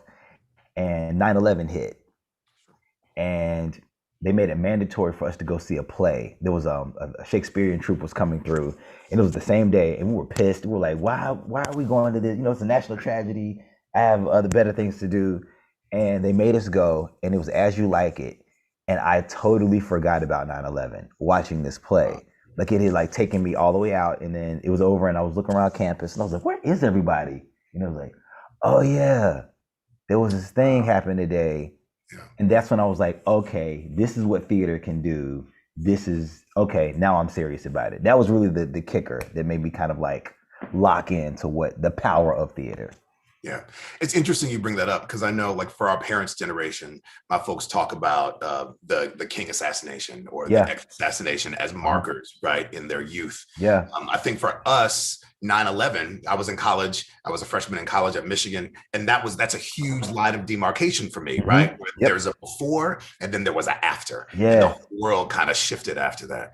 And I remember in a similar fashion thinking about what I did and going up to the School of Music and finding myself like locked in a practice room at a piano, Hmm. trying to process everything that had just happened that day Yeah. and not really knowing how to do that. You as an actor, you're a singer, you're a dancer. How do you go about in your life thinking through the emotional processing that you do, right? Like, where is the line between, art as catharsis and then art as expression? I, in these times, I don't know that I can separate the two now. Sure. I think I might have been trying to separate them before, but I think just even looking back, like I don't know that I ever did. And I Yeah. think a lot of that has to do with being black in America. There's this thing that we are still always processing at all times. Yeah. There's, that when you start to understand that the Harlem Renaissance was this explosion of suppressed expression, this experience that we're going through, and that there is so much more to us that we haven't even expressed, let alone, been able to live through or what's the word? Experience, right? So as an artist, it's all become this my I'm either acting or I'm dancing or I'm writing or I'm singing or I'm choreographing, and it's all I'm painting. It's all part of the same general zeitgeist of processing. I'm generally going, is this a poem? Anytime I'm walking, if I'm in conversation, if I'm walking down the street, it's normally like, is this a poem? And what is the poem? And how? Okay, and the answer is yes, always. It's just a matter of, am I going to write it down or not? Yes, I think the answer is yes. It's always both for me. Wait, so I heard everything you just said. I stopped for 1 minute when you said paint. You paint too? Yeah, I started. It's random. It's weird and random. It's not random. I just don't know if you know this. There's an article online about you, and the title is like, "Is there anything he can't do?" And it was talking about all the things that you do. And I didn't know that you also are a painter. Are we going to see like a exhibition? Like, how does that incorporate into your work? That's what I'm figuring out. So I just did a TED talk recently. It came out, I guess, a month ago. But I really started painting in September. Mm-hmm. After going through the summer of 2020, and then I went home for 6 weeks. I went to LA for 2 weeks. Leaving LA to go to Portland, my suitcase disappeared. Okay. And in my suitcase were my tap shoes and just a lot of stuff. Right. And I was angry for about 2 hours. And then I realized the universe was about to teach me something. And it cost me that suitcase. It was one of those, I just felt it. I was like, I'm going to give you something, but I had to take this. Sure. And while I was there, a friend of mine who I didn't know was in Portland was there, and he's a painter, artist named Upendo. He does a lot of stuff with Vans, and he happened to be there with to do promo stuff for Vans. He finds out that I'm there, decides, and our mutual friend, and decided to stay there for a few extra days. And I had been thinking about painting, but I hadn't committed to it. I was thinking about, like, I think I want to do something with tap dance and paint, like something. And that was a riff on an idea director Patricia McGregor had thought about dancing. First it was dancing in powder, then it was dancing in paint. And we never fleshed it out. So it'd been rolling around in my brain. And I told him, like, hey, at some point I want to collaborate with you. I don't really know what it is, but I think I want to dance and paint. He was like, okay, cool. The next day he showed up with a big old piece of canvas. And I was like, wait, time out. I said I was thinking about doing it, but I don't have my tap shoes, and I only have this other pair of shoes, and I don't want to get paint on them. He was like, what size shoe do you wear? Like 10. He's like, great. I have 3 pairs of size 10 Vans that Vans gave me. I had no more excuses. Yeah. And it took a couple more days of him and Han, and finally I kind of we committed to just figuring out what it might look like. He would lay something down, I would dance in it. He would lay something else down, I would dance in it. That was it. we did 2 pieces. I came back home and immediately went to Blick and got all this paint. And then I just started figuring, I was like obsessed with it. Like, and then it turned into color theory. And then I really realized I was actually processing what had happened over the summer. And I needed another way to express it because I hadn't been writing. Like, I just, for whatever reason, I hadn't. It was a combination of I've said everything, you know, but I hasn't necessarily expressed everything. And I found that painting was doing the thing, like helping me express in a way that I hadn't before, but also get out some kind of dance emotion. And also it's cool just to put it down with my feet, you know, like there's something about the pattern and the texture that the shoes made, and also just something ancestral about just our feet anyway. You know, it was just that. So I have about 40 pieces right now. Wow. At some point I'll share. I have like 3 that I like. I have 40, you know, there's, because I'm judging it. I'm still, you know, of course. It's cool because I can't judge it because I don't know what I'm doing, but also I know what I'm doing and I know what I like. So it's that. But you know, it's always interesting to me to watch artists that are proficient in 1 or 2 other areas start to discover something else, right? Yeah. So I love to cook.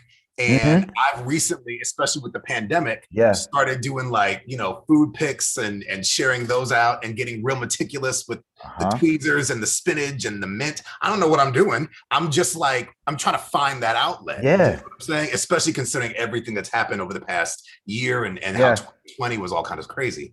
I'm wondering, as we think about like what it is to be Black artists in this moment. And you kind of touched on this earlier about how we are always kind of processing something and trying to look for that avenue. When you've got youth out there, when you've got high school youth and college youth that are trying to process everything that just happened, that are trying to process George Floyd and Ahmaud Arbery, that are trying to process Donald Trump's presidency and what that means and looks like for them. And they are still growing their skill set, right? Like they're still growing what it means to be a writer. They don't necessarily know what it means to be a dancer or a choreographer yet.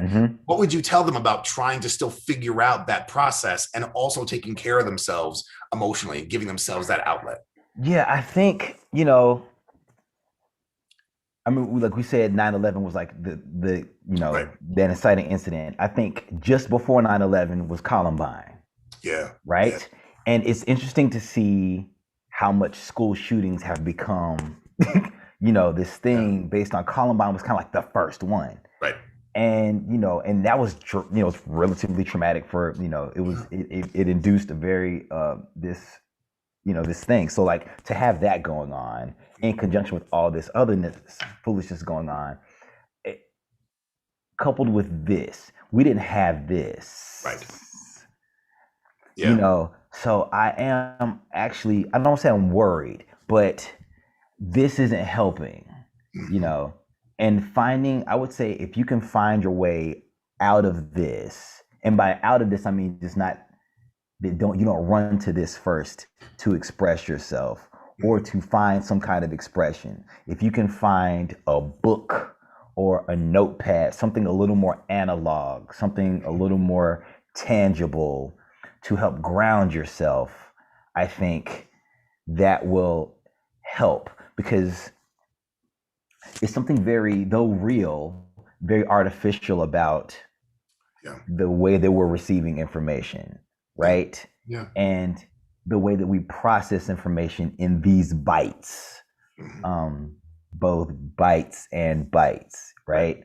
I need to write that down. I need to write that down. Definitely a poem. That's definitely a poem. Bytes versus bytes. And you know, it's some students have asked me like, how have you maintained your creativity in this time? Because all I felt it's been, and I think there's a difference between trying to be creative versus for the sake of trying to be creative and simply just getting out what you're feeling. And I used to write all the time, not because I wanted to be creative and not because I wanted to share it, but simply because I needed to get out whatever this feeling was. I needed to see it. And it's jumbling around, and it's easy to start with just, I don't know what I have to say right now, but I know I have something to say. And if you just start doing that, it's not about the creativity at the moment, it's about the expression. It's about the just getting it out. And once you do that, for me, the Jam, my one-man show, we can get into that at some point, but it came about because I had all this material that I had. I didn't write it for anything. I had just written it. And then later in life, I could look back on it and go, oh, this applies in a very different way to my life. And now I can make it creative. Mhm. I can use this to be, I can I can have someone dance to this, or this is really cool to a drum beat, or, having some guitar on this. That's when it gets to turn into creativity. But at the time, it's really just out. Just there's this thing in that must get out, Right. lest it turn into something else, right? Yeah, That's the absolutely. thing about being an artist. Like, artists are people who have chosen not to go shoot up a school. Artists are people who have chosen people who chose to construct as opposed to deconstruct. Right. And so I think if you are an artist, it actually is your duty to alchemize those feelings. Oh, I like that. I like Yeah, that. Yeah. yeah, So Kim, let's backtrack for a second, right? Sure. So you go to Elon, you graduate from Elon. What is that beginning of your career like? Because I think some people could look at your resume and Mhm. say, well, of course he can book work. He's been in this number of Broadway shows, and he got this nomination and this award, and like it's probably really easy for him, right? But you and I know that's it's not easy to get work up. right. So, like, what was that first experience for you like? You're in New York for the first time, you're starting to work. Like, how did you start finding and building your career? The thing was, I did the regional theater thing first. So I graduated college and went straight home. Well, I went to regional theater, summer stock. I did that. And then I went home. And I wanted to move to New York, but I had no money. And I had heard if you move to New York, you have to have at least $10,000 in the bank. And I was like, $10,000 in the bank. So to me, it was like, okay, I'll just work regionally, hopefully maybe get a national tour or something. But that was just, I was looking up theaters. I was seeing what their seasons were. I was asking how I could audition. Could I send them the tape? Then there are like the little smaller audition catalog auditions, like Southeastern Theater Conference, Draw Hats, NETCs, those things. So I went to the Unifieds. Right, the Unifieds. I went to SETC in Charlotte. There was SETC happening in Charlotte that fall. I went to that. That got me 2 theater gigs. One theater gig, but for 2 shows at a dinner theater in Florida. So Nice. I was down at dinner. I was down at 42nd Street in this made-up show called Bright Lights, Big City at this dinner theater in Florida, Fort Myers. And while I was there, some guy who knew an artistic director at another dinner theater in Rock Island, Illinois, was like, hey, this guy's looking for actors for The King and I. Do you want to go do it? And I'm like, what am I going to do in The King and I? But they're like, I was like, yeah, I need the work. So he made a phone call, put it in the word. They hired me. I went to Rock Island, Illinois. Now I'm in a different dinner theater, standing in the salad prep area before I go on stage, living in somebody's attic. Yep. Somebody's actor housing. That was the life for a year and a half. And then finally, one of my best friends from college, his grandmother had owned her brownstone and left it to the family, but nobody was living in it. So he decided to move to New York to go to culinary school and asked me if I wanted to come with him. And again, I was like, I don't have any money. So he was like, just come stay with me for free. And that's how I got to New York. Like that friend. But I had actually, because I had bounced around so much, I had developed a relative network of people who lived in New York City. Sure. So I wasn't coming up there not knowing anybody. I had this friend from that show and this friend from that show who could kind of like take me in, take me around, show me the ropes. And then that's when I met Alexis. The first gig I booked was Jelly's Last Jam in Atlanta. So I was there I was in New York for about 6 weeks, and then I went to Atlanta. And that's kind of when things shifted for real. Because I had a director named Kent Gash, who now is at the new studio at NYU, and Byron Easley, who was a choreographer. And actually, Byron is the reason I got to go to do the show in the Alliance, because I was non-equity still, and I didn't live in New York. And the rules were either they had to hire a local, or they had to get everyone who was equity. And I was neither. And Byron, the choreographer, gave up his housing and stayed with the director, Kent, so I could come. Oh, wow. And I get misty thinking about it. I can never repay him for that. Yeah. Because everything changed. That's huge. Everything changed. And because Jelly's Last Jam is what Jelly's Last Jam is. And if you don't know what Jelly's Last Jam is, it's about the story of Jelly Roll Morton. And it's directed by George C. Wolfe. And it's told in it's as if Jelly has been resurrected to reenact his life, to actually find his true self this time. You get one last time to find your true self. And the way Kent approached us as an ensemble, the ensemble meant, you come on stage and you do whatever and you exit stage. That was the end of that. It was, who are you? Where did you come from? What is your relationship to the people on stage? Every time you come on stage, if you're a different character, who are you? Wow. And it made me take everything more seriously. Like everything just became, it just made me care more. And I needed somebody to show me that I needed to care more, because it had kind of turned into, come on stage and do your thing and then you exit, right? And working with someone who cared so much about the material, having material that you had to take care of, and it changed everything for me. And that in 9 months after that, I was on Broadway. Wow. Do you think that part of that change was also assisted in the fact that this was a Black show about a Black person with a Black cast? Did that play into that motivation for you? Absolutely. It had everything to do with working with a creative team that looked like me, who I knew when they spoke to me had my best interest at heart from the beginning. They weren't putting anything on me. They weren't asking me to do something that they thought I might do because I was Black. I didn't have to, at no point did I have to worry about putting on the mask. And then nor did I have to worry about the mask slipping off. Right. And that's because I had that at that time, I know that helped shape me and the way I moved. I know it did, because I hadn't moved that way before. Yeah. Because I hadn't had to, and I didn't know that it was even allowed. Right. I know that a lot of people, I do. We wrapped production for our festival a week and a half ago. And so we had 6 shows that in the span of 5 weeks, we rehearsed, staged, got up, and shot. And I know. And to a person, when we were talking to the actors and the crew and everything afterwards, they all remarked about how unique it was for them to be in an environment where you look around you and 90% of the cast are Black people or members of BIPOC communities.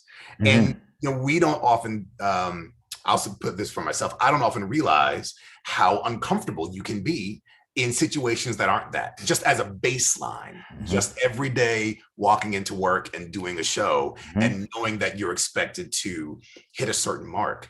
What kind of, I'm curious, because like looking at your resume, you've done work that has been in with Black shows, with Susan Laurie Parks is an amazing Black female playwright, and then also shows that are more commercial, right? Yep. How do Black artists, how do you navigate that space, that transition back and forth?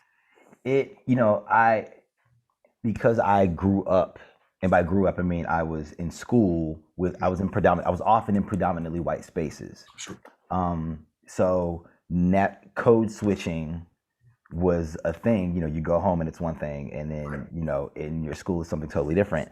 And a teacher actually a PE teacher who was Black brought it up to me, and he said, he's like, you know how to do it better than a lot of people. And I was like, he was like, you haven't, and I don't know if it's the acting that was already starting, you know what I mean? But he was like, you have an ability to navigate spaces and don't take it for granted. And I'm seventh grade, so I don't know exactly what this old man is talking about. At that point, I'm like, you ain't cool. And then it started to make sense once I got to college. And then I started to wonder, I started to question, who was I if I was doing it so much? Which one of these is the real me? And is the answer neither? And the answer was neither. And yeah, it's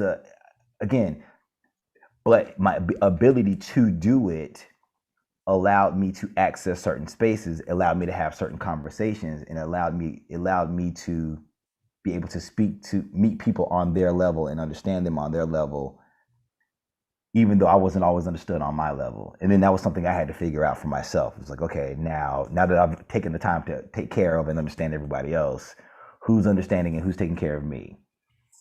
And it's not me. It hasn't been me. So, and that's probably around the time I realized I need to start going to therapy. But, it was one of those things where, here's the truth. I think I almost forgot what the question is, to be honest, because it's just. Oh, no, it's okay. You used to me down a rabbit hole. I was like.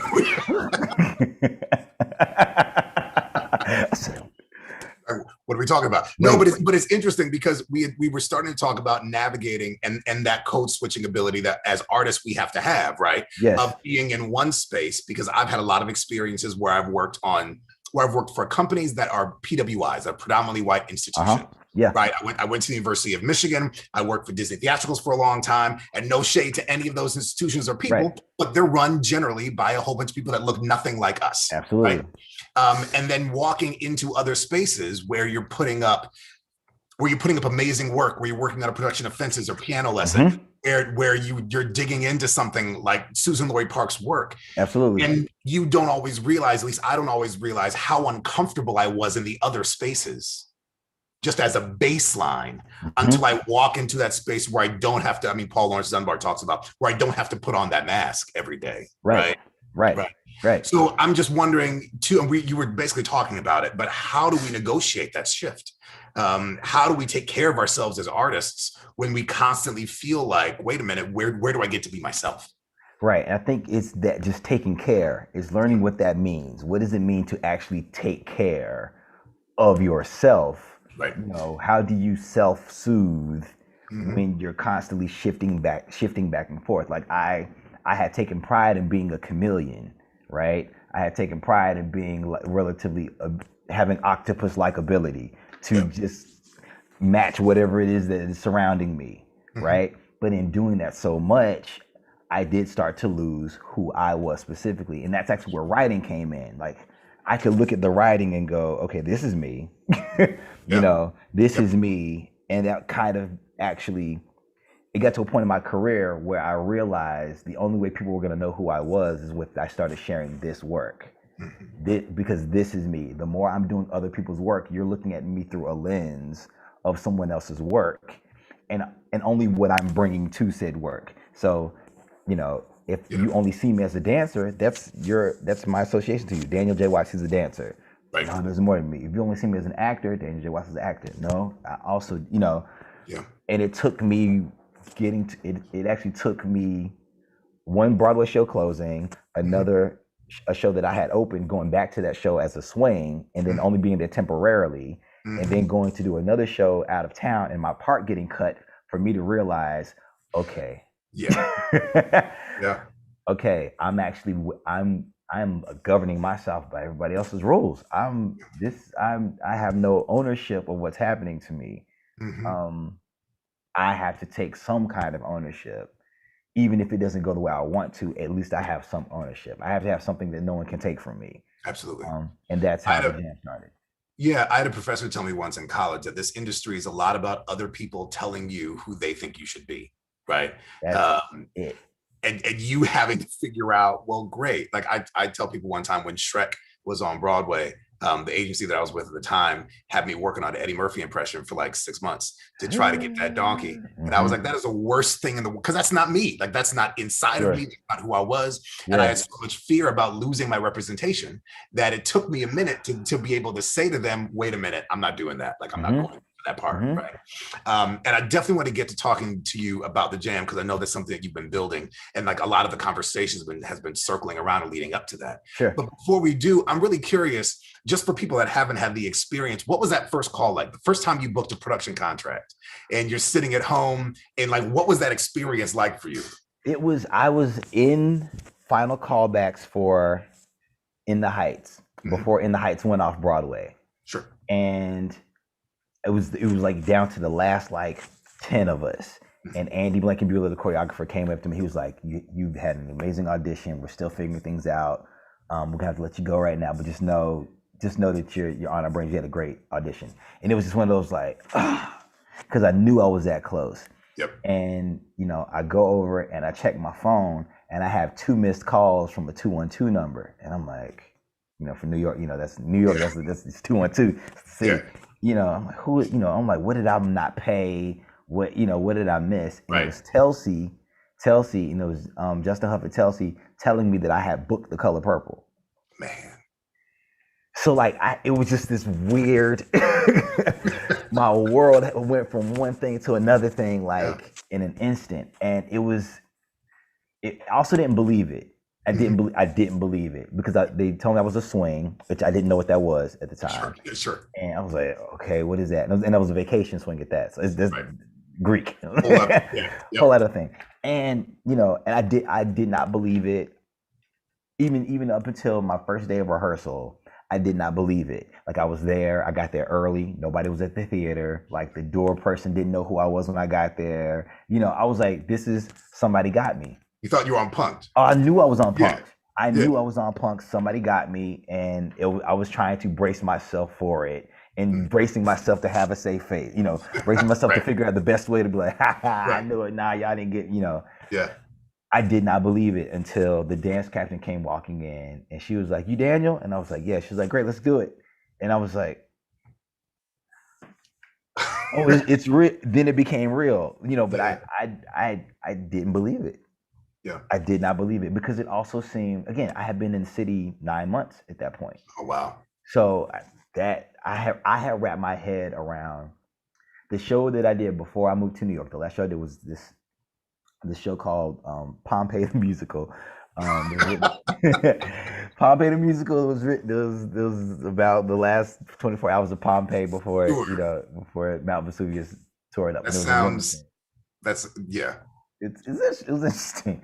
And one of the actors there, his name is Jimmy, had made his Broadway debut at 40 in the Scarlet Pimpernel. So I had wrapped, and I'm still non-equity at the time. So I had wrapped my brain around, oh, you make your Broadway debut at 40.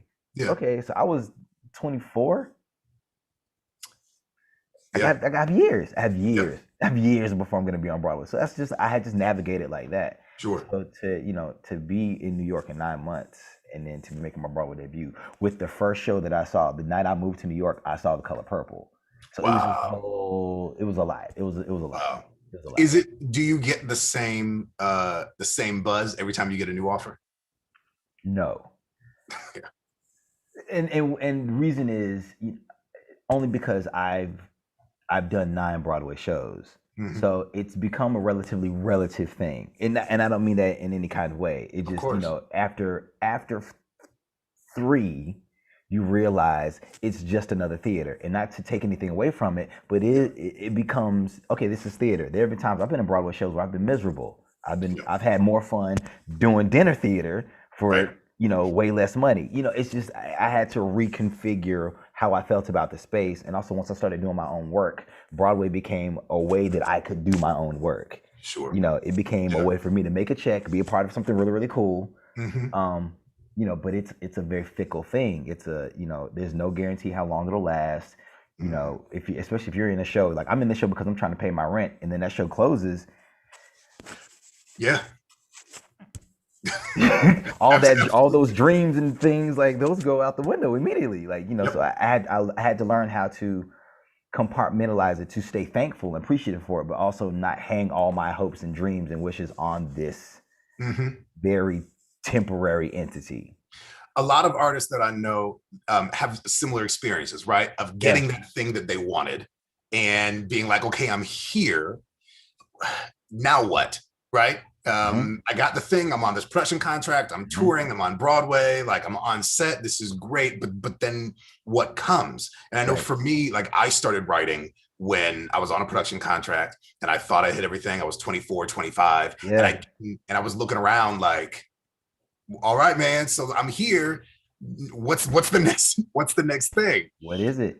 Yeah. And I know you've talked a lot about writing, and I know you've talked about how you write as catharsis and just as expression and just to start getting things out.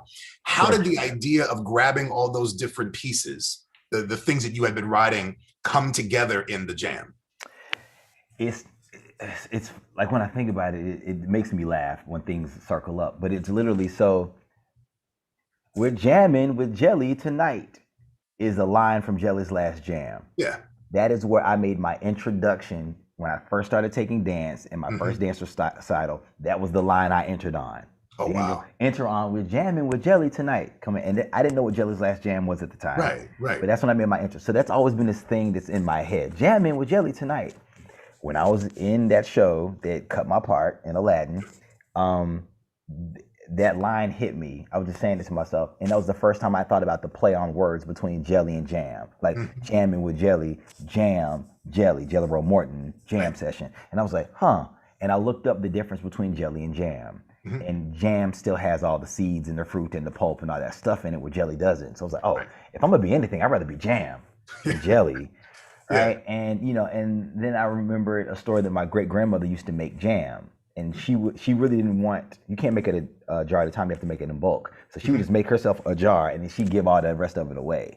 Oh, wow. So I was like, oh, that's cool. Like my great grandma used to share jam. Oh, I want to share my stuff like my great grandmother.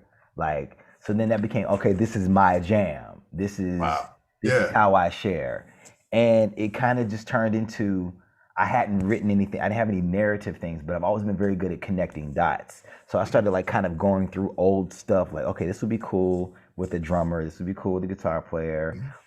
These two make sense together. I can catapult from this one to that one. And I just did it that way. It was kind of like, I'm just going to, Daniel J. Watts is the jam, a la my great grandmother, and I'm just going to share. Yeah. And I was just doing it once. I was just like, I just need to do something. And after I did it, someone said, hey, when are you going to do one of your jams again?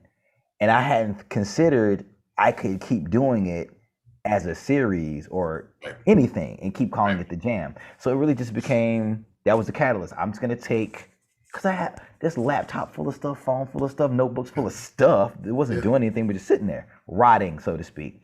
So it gave me a reason to kind of go through my old stuff.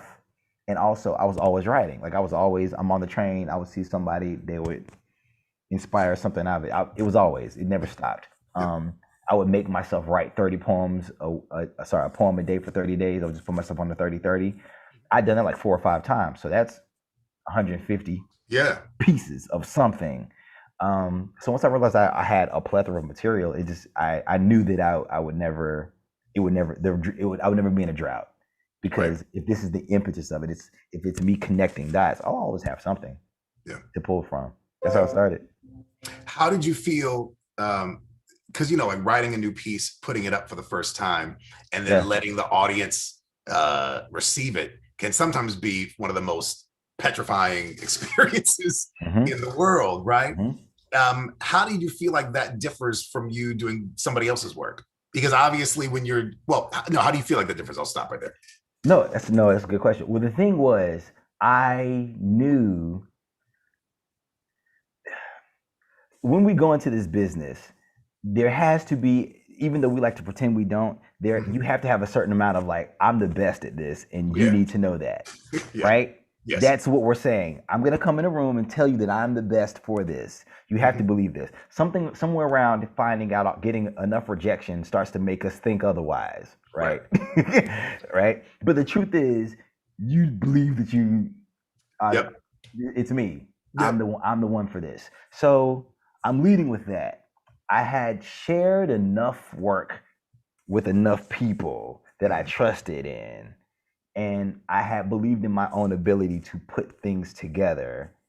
And I also brought on people who I knew were also dope and that people will receive and respond to, So that at least gave me cushion. I felt worst case scenario, if you don't like it, you'll at least be entertained, right? Sure. And if you're not entertained, at least you'll learn something. Right. I gave those were the things that I gave myself that allowed me to go, okay, here you go, bow.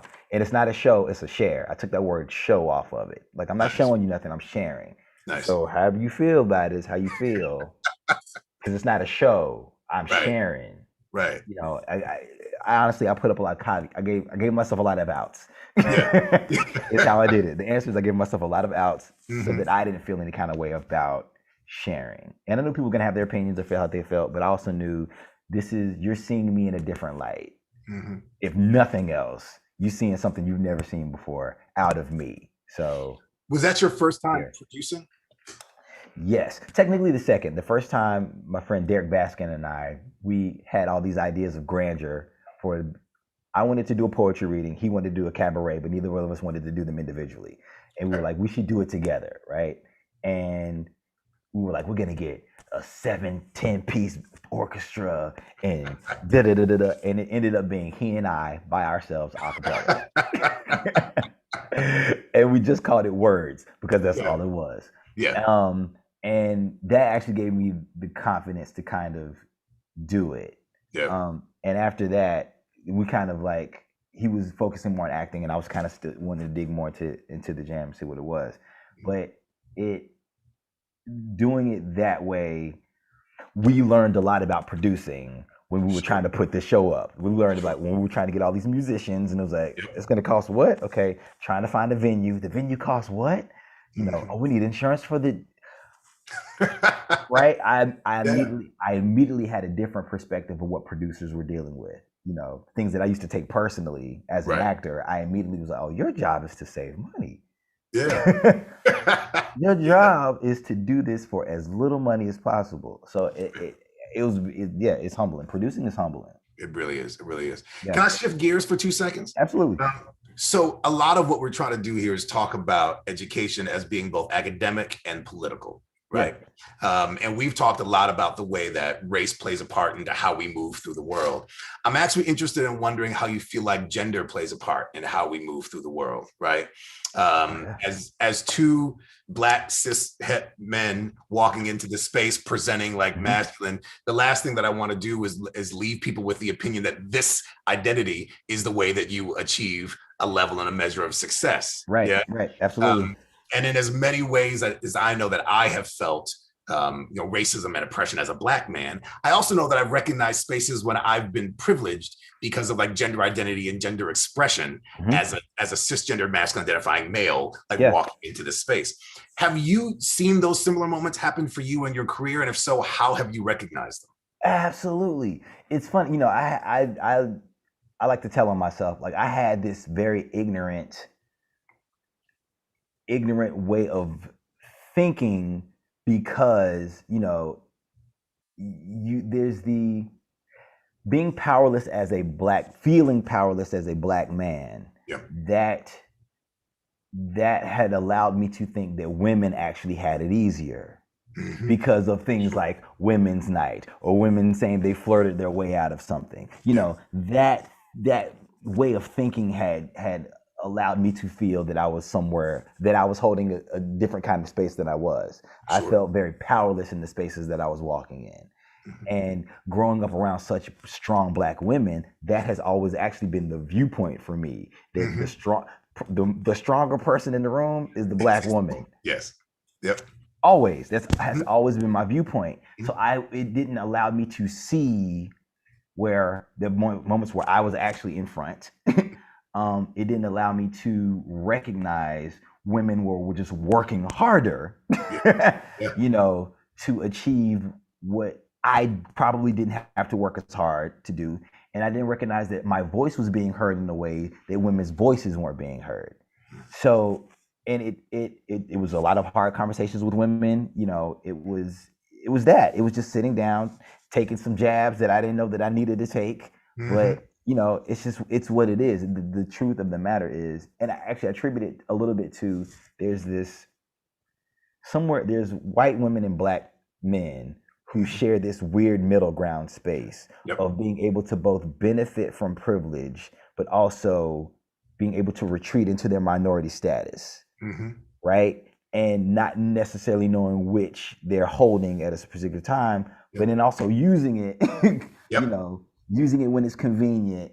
And it wasn't until I started to really understand that I could go, okay, I didn't understand patriarchy. Patriarchy didn't matter because I was a Black man. I can't do what white men can do. So I'm right.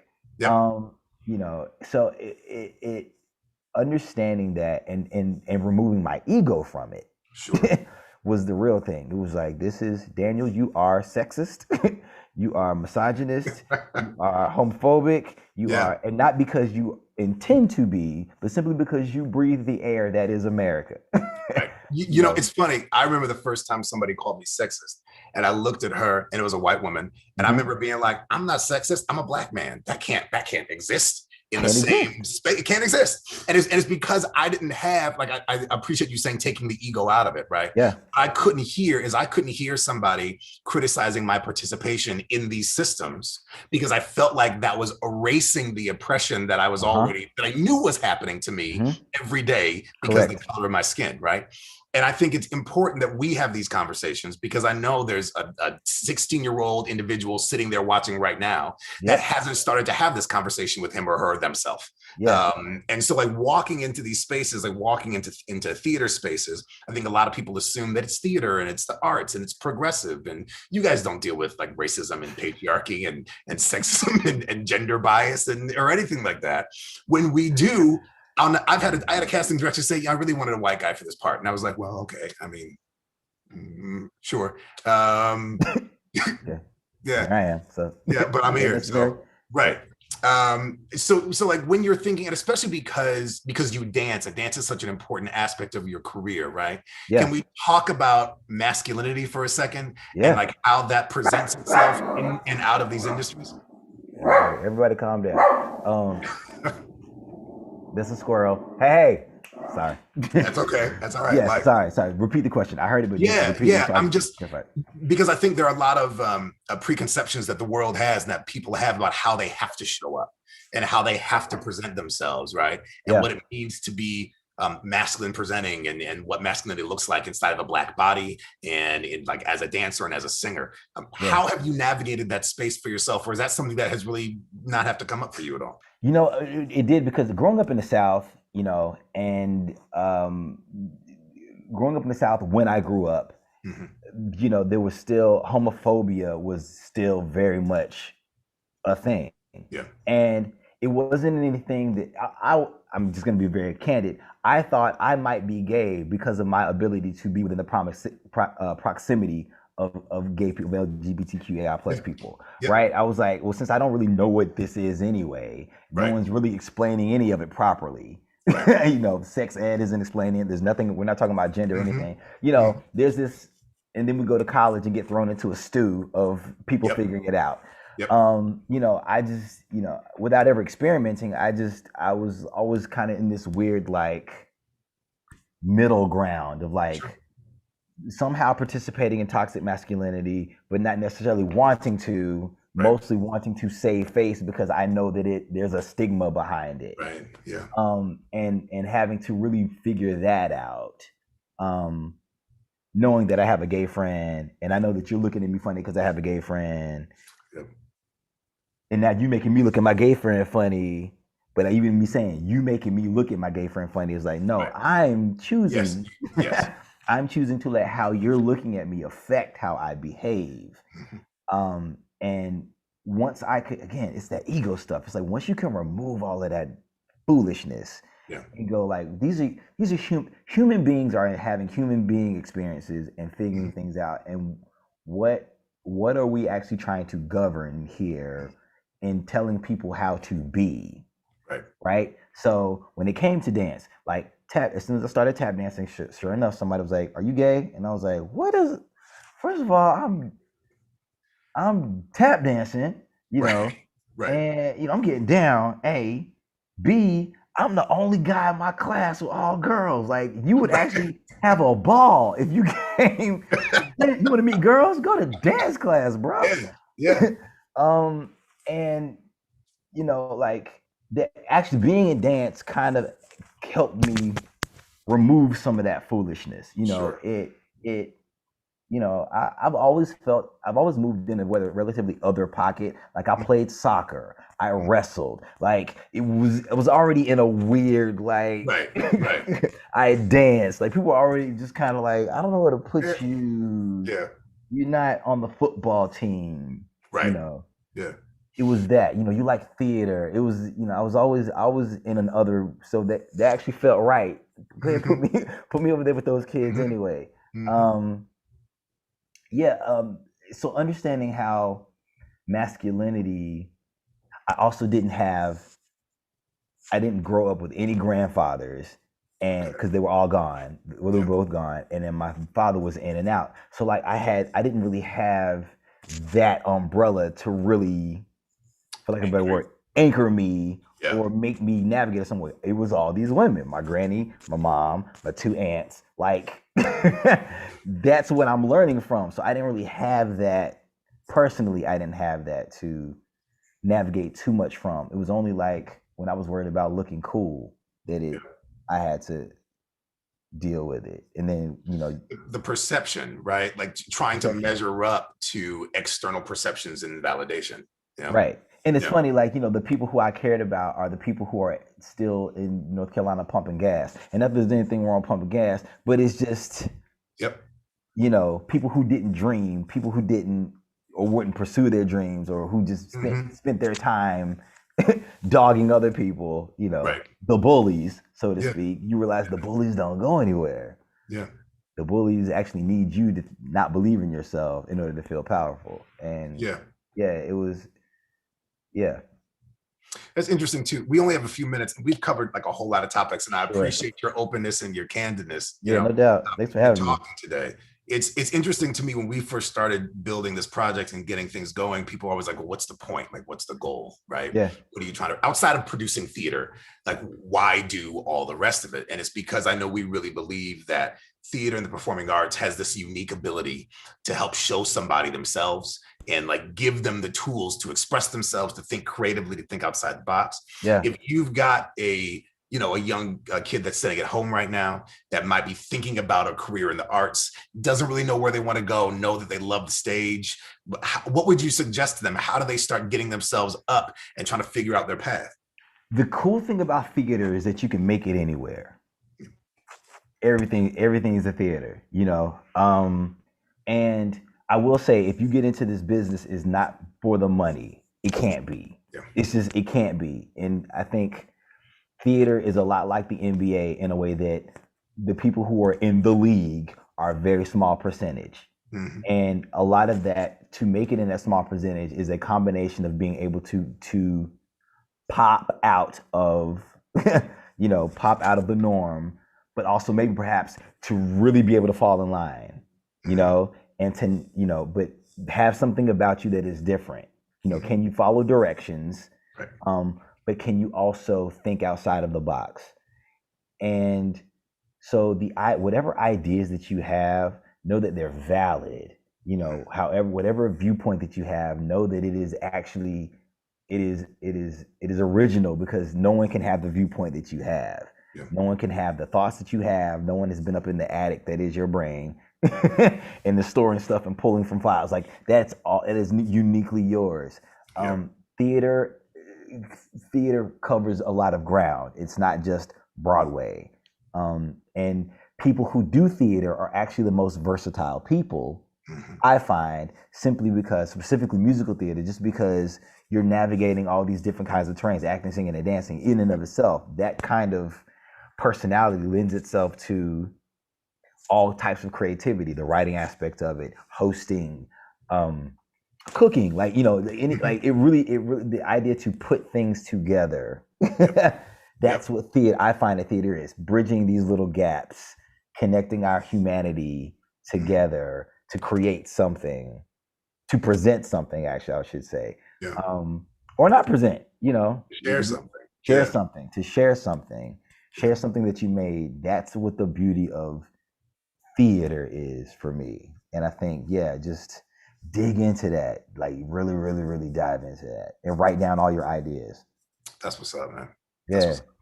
So what's next for you? What if people are interested, if they're watching now, if they're watching, the later on in the archival footage, the pre-recorded content, where can they go to check you out and see what's coming up next? Cool. Well, the Jam, actually the very first narrative version of the Jam, Only Child, which after I stopped after I stopped hiding behind all my friends to help me do the thing, I found I was by myself making the Jam.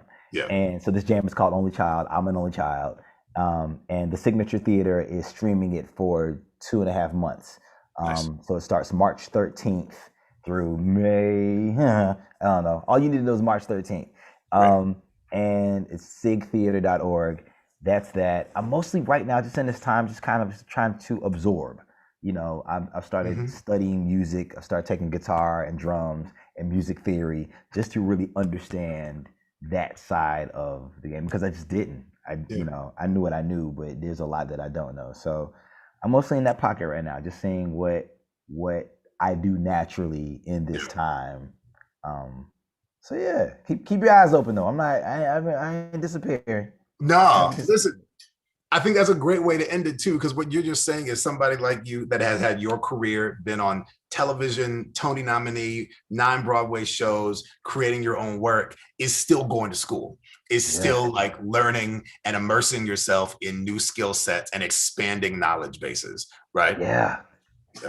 Have to. Yeah, absolutely, man. Listen, it's been such a privilege to be able to talk to you today, brother. I appreciate brother, thank you. Pleasure's all mine. Appreciate it. Man, it's fantastic. So thank you for coming through. For those of you that are watching at home, this is again Daniel J. Watts. His credits are phenomenal, from Elon University, 2020 Tony nominee for Tina the Musical. And we are so grateful to have him here as part of our Obsidian Theater Festival Sister Cities program. So check him out. I love it, John. Thank you for having me. Oh, thank you, brother. Thank you for doing this work. Thank you, man. Thank you, man. More to come. More to come. Sir, take care. All right, you too. Peace. Bye. Saray Daniels, are you still here, my friend? Oh, of course. That was so great. That was an awesome interview. Oh, thank you. I mean, listen, it's great to be able to talk to other artists and to be able to collaborate with them in that way. For those of you that are watching, my name is John Sloan. I'm the producing artistic director for the Obsidian Theater Festival. And immediately to my left on my screen, I don't know if it's right on yours, we have our wonderful arts education coordinator, Ms. Saray Daniels. Hello, everyone. Thank you so much.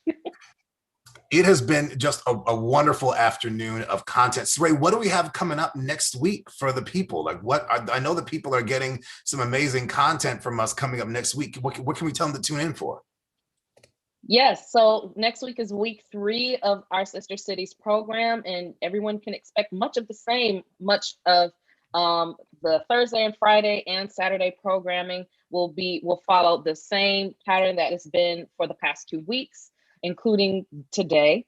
And Thursday, we'll start off with our Barriers to Entry program, where we have panelists come in and talk about their work, as well as what does it mean to be a Black body, a Black person in entertainment, and how can we as a community start to break down those barriers to entry, as well as take a look behind the scenes of what does it mean to make this work possible, right?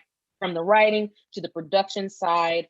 And also we have on Friday our master classes, which are absolutely phenomenal. I've been so happy sitting in on these classes. We have acting technique and we have dance classes that are being taught by industry professionals. And all of this is free, you guys.